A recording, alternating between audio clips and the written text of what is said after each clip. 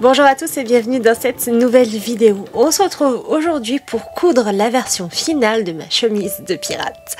Pourquoi je dis pirate alors que normalement il s'agit d'une chemise d'homme? Eh bien parce que j'ai pris comme point de départ la chemise portée par William Turner dans Pirates des Caraïbes. Ou plutôt devrais-je dire comme couleur de départ puisque eh bien je n'ai pas refait la chemise à l'identique.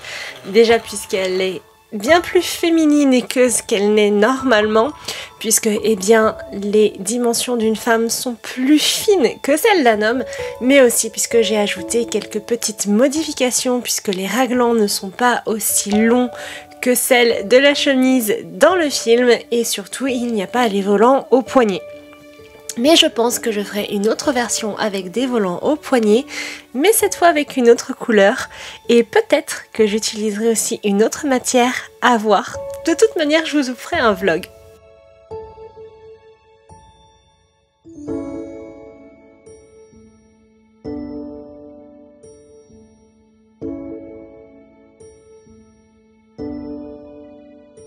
Concernant le calcul des dimensions, puisqu'il s'agit d'une chemise qui date des années 1700, je vous invite à aller voir le vlog de Bernadette Banner, ou plutôt je devrais dire les deux vlogs à propos de cette chemise puisqu'elle en a fait deux.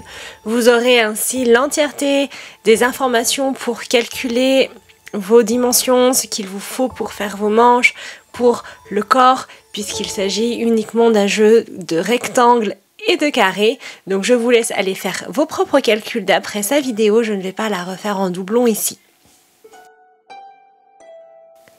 Et comme Bernadette, j'ai décidé de commencer la couture de cette chemise par les manches parce que je trouvais que c'était fort à propos et également parce que ça permet d'avoir toute la maîtrise des manches avant de passer au corps, puisqu'il faut ajouter les poignets et que ajouter les poignets sur des manches qui sont détachées du corps, c'est bien plus simple que d'ajouter les poignets directement une fois que tout est cousu.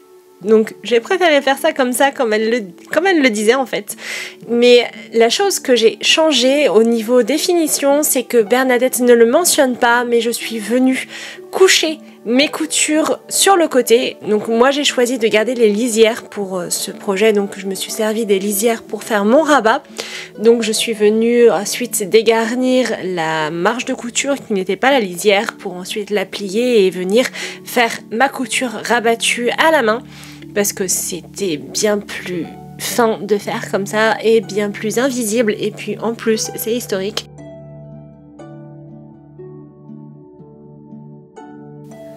Mais au bout d'un moment j'ai décidé de procrastiner légèrement les manches et je suis passée à la couture directement des deux carrés qui vont venir former le corps de la chemise. Donc je vais commencer par la couture d'épaule. C'est très important de commencer par celle-ci puisque c'est ce qui va maintenir votre tissu.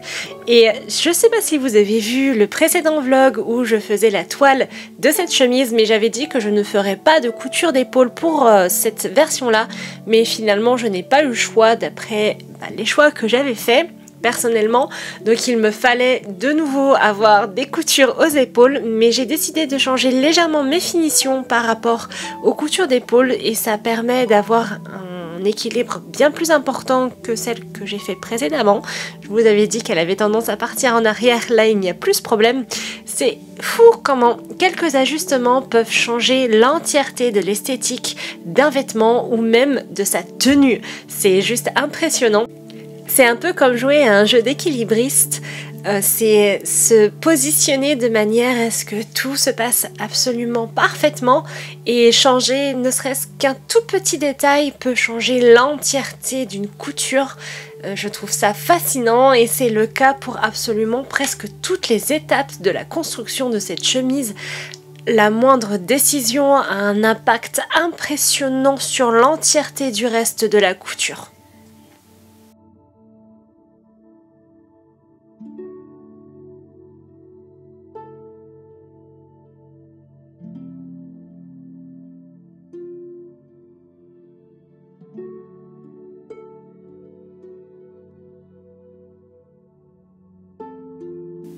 Juste après avoir terminé de passer au fer mes deux coutures pour les épaules, je suis venue m'occuper des coutures de côté. Alors il faut faire très attention à ces coutures puisqu'il y a là aussi des ajustements à faire. Calculez bien depuis la base de votre aisselle jusqu'à la fin, je dirais, de votre soutien-gorge pour pouvoir calculer l'ouverture que vous allez avoir besoin pour poser vos manches composées de vos fronces et de votre gousset. Il va falloir venir l'emboîter directement dans votre couture et il vous faut assez de place pour pouvoir lever le bras sans difficulté et avoir un raglan de dessous du bras qui reste à sa place et qu'il ne bouge pas tout le temps. Donc mesurez bien avant, mesurez 2 fois voire même 3 fois et ensuite épinglez, venez tester sur vous directement avant de coudre et enfin passer à la couture.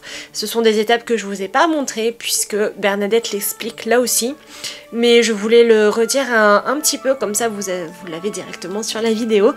Et ensuite, bien, on vient coudre. Alors là aussi, pour votre couture, je vous conseille de ne pas arrêter votre point et de réessayer derrière la chemise pour être sûr que ça ira, que ça tombe bien au niveau où vous avez calculé votre ouverture par rapport à votre corps pour être sûr que vous avez fait une double vérification. Et comme ça, vous êtes sûr que vous allez pouvoir ensuite mettre vos manches une fois qu'elles sont prêtes sans problème.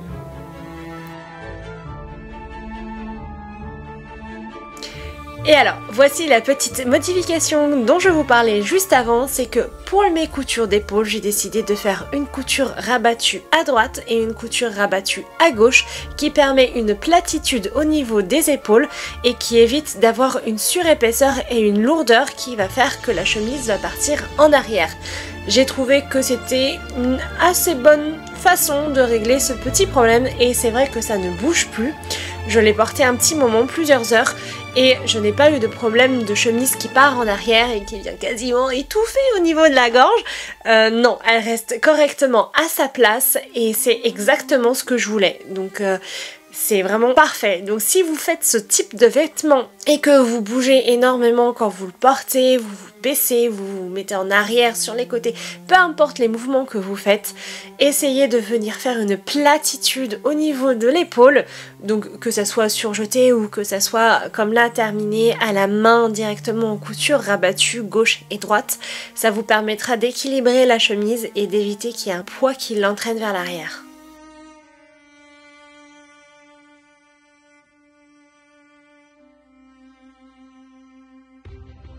Et comme vous pouvez le voir, il y a une faiblesse qu'il se crée entre la couture qui est rabattue vers la gauche et les coutures de la fente qui sont une couture rabattue droite et une couture rabattue gauche.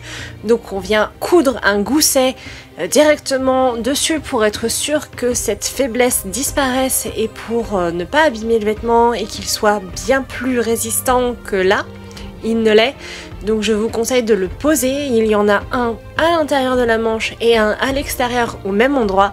Alors là aussi c'est un petit jeu d'équilibriste puisqu'il faut faire attention que les goussets fassent exactement la même dimension pour éviter que ça ne se voit sur l'avant ou sur l'arrière qu'il y a un décalage ne serait-ce que de 3 ou 4 mm puisque c'est quelque chose qui doit être assez précis pour éviter que l'on voit les points de couture et que ça fasse une surépaisseur d'un côté qui n'existe pas de l'autre. Donc prenez votre temps, calculez bien au niveau de votre gousset votre placement et il n'y reste plus qu'à coudre. Et tout de suite après, je suis venue terminer ma manche en marquant ma marche de couture pour les fronces de poignet.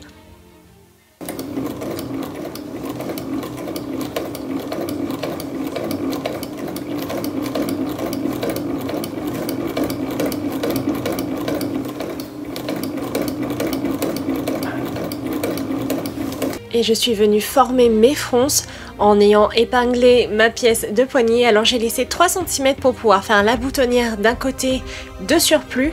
Comme ça, ça me permettait d'avoir une bonne aisance pour pouvoir la faire et surtout qu'elle aille bien à mon poignet.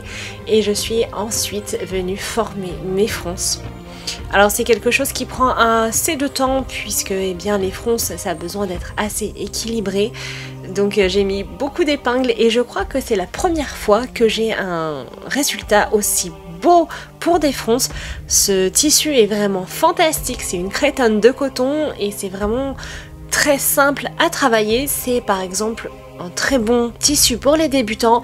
Si vous commencez la couture et que vous décidez de vous faire une robe, une jupe, une chemise, peu importe, c'est très simple à travailler, ça se tient bien, il n'y a vraiment pas de soucis. C'était la première fois que je l'utilisais ce tissu et j'étais vraiment très contente.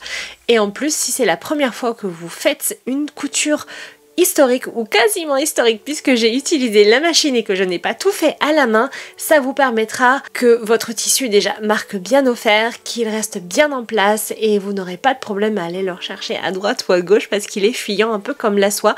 Non, il reste parfaitement en place et je trouve que c'est une très bonne alternative au 100% lin, puisque le lin est ainsi difficile à travailler tout de même étant donné qu'il est assez brut, assez rêche.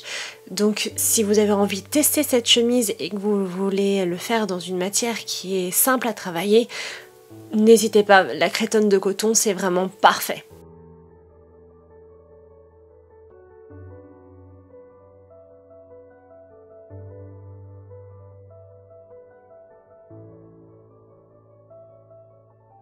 Par la suite, je suis venue m'occuper de mon col. J'ai commencé par le plier en marquant le milieu, puis j'ai marqué les côtés gauche et les côtés droits, ce qui correspondra rétrospectivement aux coutures d'épaule pour le côté gauche et le côté droit, et pour la marque du milieu, ça correspondra au milieu dos de la chemise.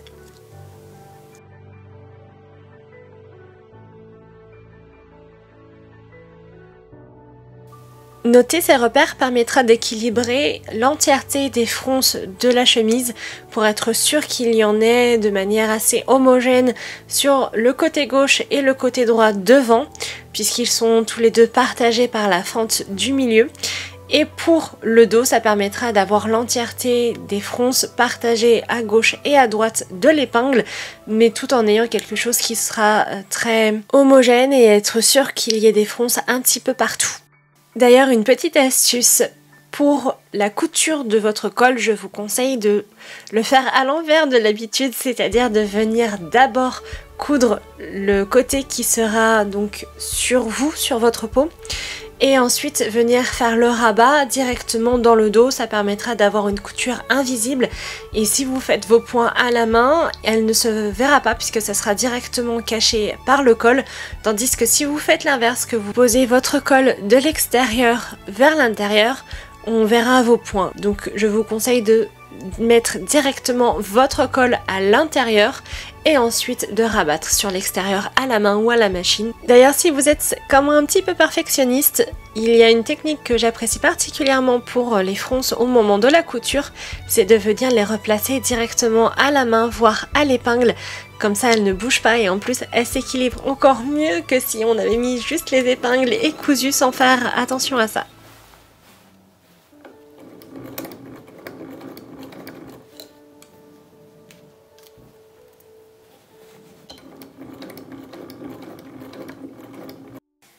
Et une fois mon col terminé, je suis venue m'occuper de mes boutonnières. Alors j'ai commencé par tracer une ligne qui venait délimiter l'emplacement de ma boutonnière pour être sûre de ne pas la faire trop grande. Donc ça correspond à mes 3 cm que j'avais laissés de côté. J'ai ensuite calculé la hauteur à laquelle je voulais la boutonnière. Puis je suis venue tracer la longueur de ma boutonnière. Alors pour moi il s'agit de 2 cm puisque mon bouton est assez large et assez haut. Et si vous avez vu le vlog que j'ai fait sur le chemisier céleste à propos des boutonnières, eh bien vous savez que de 1, je ne les ai toujours pas fait sur ce chemisier, ce qui me rappelle qu'il faudrait peut-être que je les fasse. Finalement, au bout d'un moment, je pense qu'il est temps. Eh bien là, c'était ma première boutonnière, du moins pour cette méthode-là, puisqu'après des heures et des heures et des heures de recherche sur internet, j'ai fini par trouver une méthode pour faire mes boutonnières qui me conviennent plus ou moins. Bon, je manque de technique, il va falloir que je continue de m'entraîner, mais j'ai choisi d'utiliser la technique de la boutonnière milanaise. Alors c'est vraiment pas l'entièreté de cette technique que j'ai utilisée puisque je n'ai pas de coordonnées ici de renforcement pour faire une boutonnière en relief, mais la base est là et j'ai décidé de l'utiliser comme cela. Déjà d'une part Je ne pense pas qu'il y ait eu de boutonnière milanaise en 1700 et ensuite c'était beaucoup plus simple de le faire directement comme cela, surtout que c'était la première fois que je le faisais directement sur un projet et que par conséquent si elle était quasiment invisible ça me convenait très bien, puisque si je me trompais complètement et qu'elle était horrible, ben je préférais qu'elle soit quasiment invisible plutôt qu'elle soit en relief et que chaque petite erreur puisse se voir par la suite. Quand on ne sait pas faire quelque chose absolument parfaitement, vaut mieux que ça soit le plus discret possible pour être sûr que ça n'attire pas à l'œil constamment. Même si mon bouton, étant donné qu'il est assez grand, je pense que ça aurait pu le faire. J'ai préféré jouer la sécurité plutôt 2 fois qu'une et éviter d'avoir une boutonnière en relief. Et concernant la technique, on vient passer un fil, donc là le fil blanc qui va venir maintenir la boutonnière, les 2 bords de la boutonnière à leur place et éviter que le tissu ne bouge. Et ensuite on vient prendre le fil avec lequel on va coudre la boutonnière et on vient faire un point de surjet pour être sûr qu'il n'y ait pas d'effilochement au moment de la couture de la boutonnière, et ça permet aussi également d'ajouter un petit peu de rigidité à la boutonnière avant même de commencer le point de boutonnière.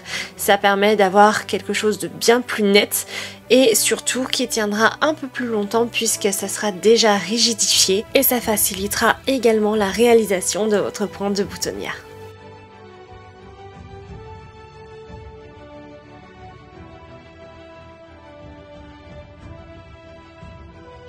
Et enfin la dernière étape, ou presque, de la réalisation de cette chemise, la couture des manches au corps. Après plusieurs tests, ce que je vous conseille, c'est de commencer par épingler votre gousset directement au corps de la chemise et de laisser pour le moment toute la zone de fronce libre. Ça vous permettra d'avoir exactement la dimension de votre arc de cercle pour la création des fronces. Ça permet aussi d'avoir directement un visuel sur comment se positionne la manche par rapport à la chemise, et ça vous permettra également de faire un dernier essayage si vous voulez vérifier que vous avez assez de place par rapport à votre manchure.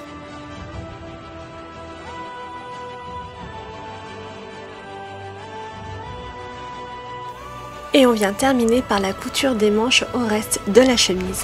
Alors faites attention, il ne faut pas coudre l'entièreté de la pointe du gousset, on va laisser 1 cm de marge pour pouvoir avoir cette belle pointe en V qui va venir s'imbriquer à la perfection dans la marge de couture, et en plus ça vous facilitera la vie pour venir faire vos finitions si vous faites des finitions à la main.